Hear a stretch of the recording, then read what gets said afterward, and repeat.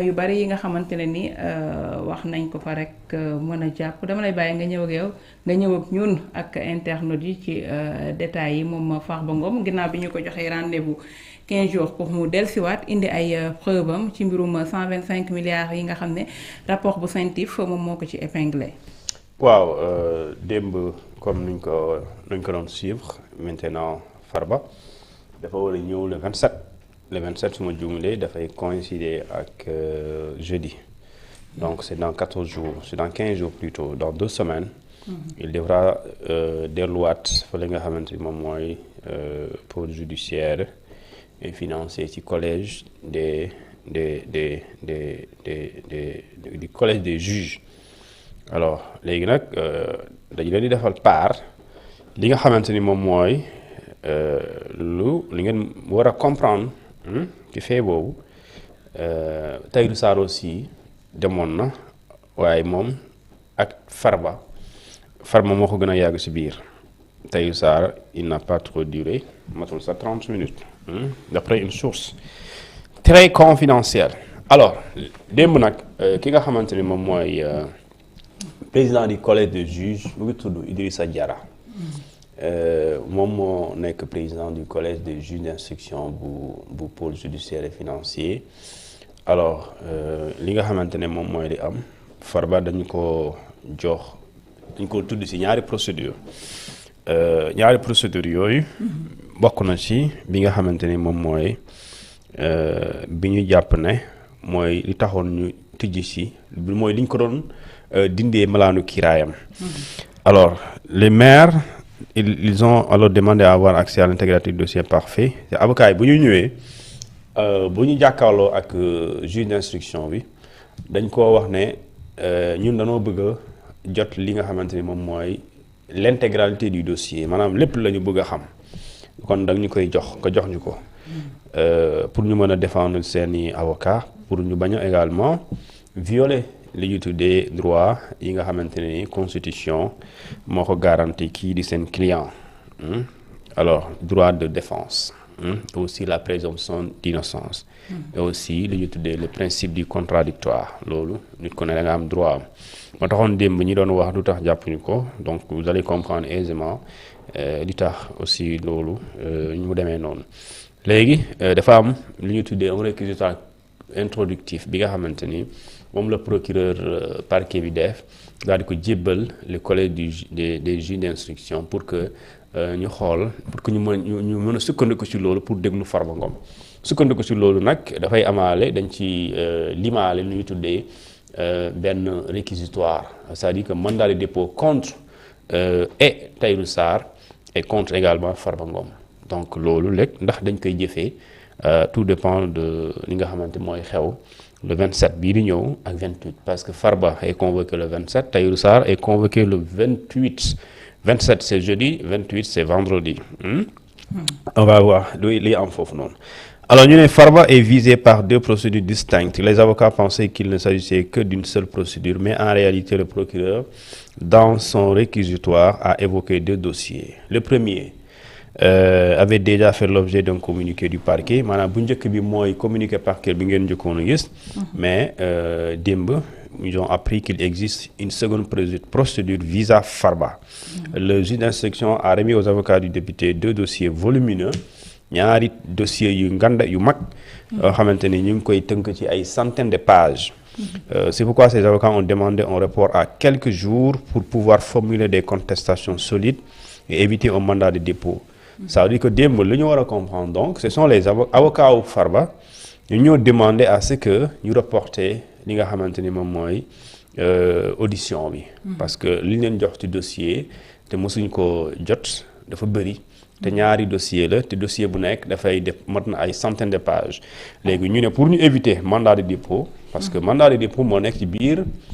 li nga xamante moom mooy réquisitoire introductif bi maanaam ci biir dossier bi loolu da ciy avaale léegi nee na pour ñoom ñu éviter li nga xamante ne moom mooy mandat de dépôt pour ñu mën a aussi contester loolu ñu toppee seen client ñu daal di demander à ce que ñu reporter lii di audition bi pour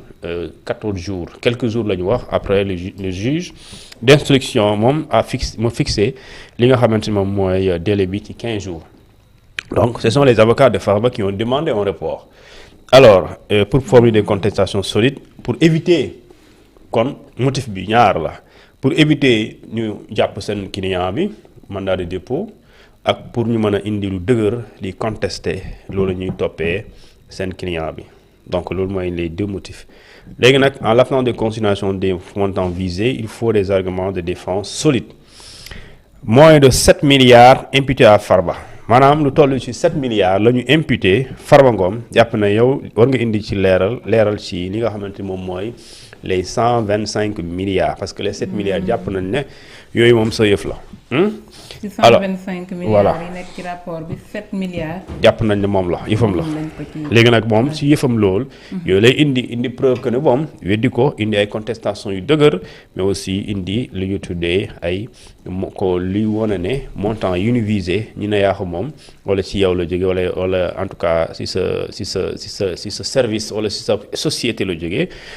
te lew na donc. loolu am nga ba 15 jours pour indi ñu lu ñu tuddee en mémoire de défense. léegi nag téere yooyu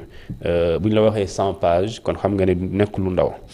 alors ñu ne dans l'éclatement de cette affaire l'accusation fait état de 125 milliards au début c'était 125 milliards parce que pôle bi moo ne ces montants sont provisoires lu ñu mën a téyewaale son chaque instant mën na évoluer. Et puisque ñoom lu ñu arrêté mu ngi toll 125 milliards et njort nañ ne mën na continuer ils ont dit ces montants provisoires qui à la limite sont au total de 125 milliards. Alors ñu ne serait inférieur à cette somme il y a beaucoup de spéculations sur ce dossier Farba n'a pas géré des deniers publics donc loolu avocat bi noonu ne Farba moom mosul yore mbirum deniers publics kon moom lu tax ñu koy reprocher ay complicité d'escroquerie parce que Farba Ngom li ñu koy toppee bokk na ci dañ koy toppee complicité d'escroquerie xam nga pour complicité d'escroquerie sur des fonds publics ou blanchiment d'argent toppewuñ ko blanchiment d'argent toppewuñ ko loolu de dañ koy toppee complicité te donc bu ñu la waxee complicité kon am na keneen ki ngay xaar mooy l'auteur présumé alors il y a pas d'auteur sans il y a pas de complice sans auteur kon jàppal na bis bu ñu tegee loxo Farba Tahirou Sarr du fanaan wala bu fanaanee bu demee du ñibbisi parce que kenn du jàpp complice by auteur mu mënul nekk parce que auteur complice existé wul tant que auteur existé wul c'est parce qu'il y a un auteur qu'il y a complice parce que sans auteur principal il y a pas de ce qu'on appelle complicité mënul nekk parce que bu ñu la waxee ne tey kii sàcc la ñu ne yaa ko dimbale pour mu sàcc yow complice nga mais sàcc bu existé wul yow complice mënoo exister donc si les faits de vol n'existent pas la complicité de vol n'existe pas donc Farba est poursuivi pour complicité d'escroquerie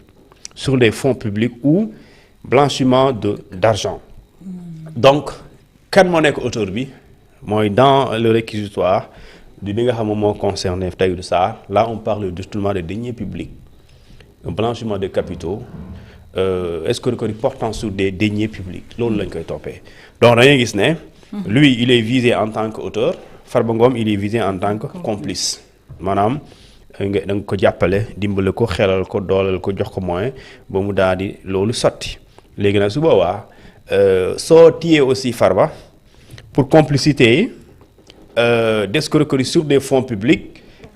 su boobaa aussi ñi nga xam ne ñoo facilité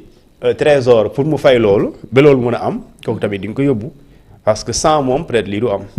d'accord donc su boobaa aussi su Farba daal bu daanoo comme ni nga ko waxee woon wax na dëgg su ma daanoo ñu bëri di leen daanoo et effectivement c'est vrai parce que si boo ko jàppee le complice heure boo jàppee fee ay coow am nga jàpp complice bi di nga jàpp ñu bëri parce que complice bi. tant que dès l'instant nga ne complicité bi existé na rek kon jàppal ne auteurs yi les co-auteurs les commanditaires les facilitateurs ñoom ñëpp ay daanu c'est comme tey nga wàccee fondement bi bâtiment bi yëpp ay daanu. est-ce que mën nga sax jàpp complice bi te peut-être jàppoo ñi nga xamante ne ni mën nañu wax ne ñoom ñooy auteurs yi. wala léegi boo bëggee régler question yu mel nii. jàpp complice bi pour nga jàpp ñëpp jàpp complice moom pour nga jàpp ñëpp jàpp complice moo moo lay gën a yombal mbir mi. nga jëm ci waaw parce que soo jàppee nga ne kii moo def mën nga wër doo gis ku def mais soo jàppee nga ne kii def du ma mooy def ku def waaye moom ki jàppale rek pour def bi am loolu rek la mën a doon kon impérativement am na defkat. donc wala ñuy def. te su boobaa tu es obligé de remonter et quand tu remontes di nga jàpp moo tax soo jàppee soo arrêté Farba. pour complicité de détournement de deniers publics ou blanchiment de capitaux. c'est impératif que ki nga xamante ne moom la ñu toppee détournement de deniers publics et de blanchiment de capitaux mais loolu vraiment c'est impératif nga jàpp ko te alors que Tahirou Sarr il est poursuivi pour détournement de deniers publics blanchiment de capitaux ak lu ñu tuddee escroquerie portant sur des deniers publics et lui il est considéré comme étant le présumé auteur et Farba Ngom comme étant le présumé complice donc dañuy gis ne si Farba tombe d'office lui il tombe. voilà mi ngi noonu li ci mënta nekk moom Farba Ngom fii léegi 15 jours dina dellusiwaat janoowaat ak ñoom indi li nga xamante ne nii moo di rek ay preuve ci lu tolloog ñaata milliards sax. 7 milliards lañ ko imputé 7 bëriwul. ay waatu 7 bëri na de wax ay 125 milliards yi. yow est-ce que xam nga rapport Cour des comptes bi sur le Covid-19. coow bi lu muy bëri nee nañ 6 milliards la ñu dugal ci loo xam ne waruñu ko dugal. dégg nga coow boobu. waaw bëri na di 7 milliards dafa bëri di wala. 7 milliards Fatou 7 milliards bu ñu ma ko joxoon day jamono ji mën naa créer ay cité. bari na ci ñun Sénégalais yi mais est-ce que bari na ci ñoom ñi nga xamante ne ni peut-être ci liñ leen di tudd bari na. ci ñoom sax bëri na. ci ñun Sénégalais yi moom bari na. mais ça bëri na. ñun ñi mu waroon a jëm ci ñun. bëri na parce que li tax bëri na mooy. bu lépp jaaree yoon. waxuma kenn du am 7 milliards waaye am na pour nga am 7 milliards dafa am ci looy nekk lu dëgër. mais mënoo par exemple tey Thioune maa ngi nii yoruma lu bëri ma dem rek tout de suite ñu nawee ma 2 ans plus tard ma am ay immeuble dul jeex. jaarul yoon. loolu vraiment am boobu ascension boobu sociale boobu dafa gaaw. non loolu mënul nekk il faut vraiment mu am fit wala am ku ma doole wala ma am xam nga pexe yoo xamante ni jubadi la. wala njoxte ne pour mën ko am. dafa am loo xam ne raison la maanaam xel mënu ko nangu. yaa ngi ni daaw te yàlla nag vraiment du tàggu kenn mais am na yoo xam ne mënu nekk. mënoo nekk koo xamante ni daaw amoon sax possibilité louer une chambre buy jar 40 000 wala 50 000 ñu nemee la benn fonction nga dem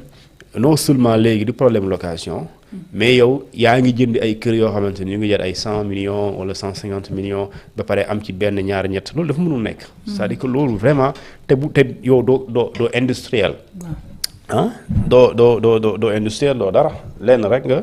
bon je sais pas en tout cas dans ce pays y a des choses à revoir. ci nguur gi nga bokk ku nekk mën na am xaalis mais dafa am xaalis ni ñu koy amee. loo xamante ni soo gisee nit kii ñu ne la kii am na xaalis mais doo fi nekk di débat parce que xam nga ne daf ko liggéey mérité ko su boobaa aussi ku liggéey am. Farba bu liggéey day am Tahirou Sarr bu liggéey day am Thioune bu liggéey day am mais nag liggéey boobu dafay am yoon. yoon la boo wàccee yoon bi nag su boobaa et pare jëlaale suñu yëf wala laalaale suñu yëf loolu tamit day xaw a doy waar. c'est sûr dafay xaw a doy waar dañuy ñëw ci leneen Demba Thioune mu di rek li nga xamante ne ni yaa ngi koy wax léegi mu di rapport bu Cour des comptes moom ci jamono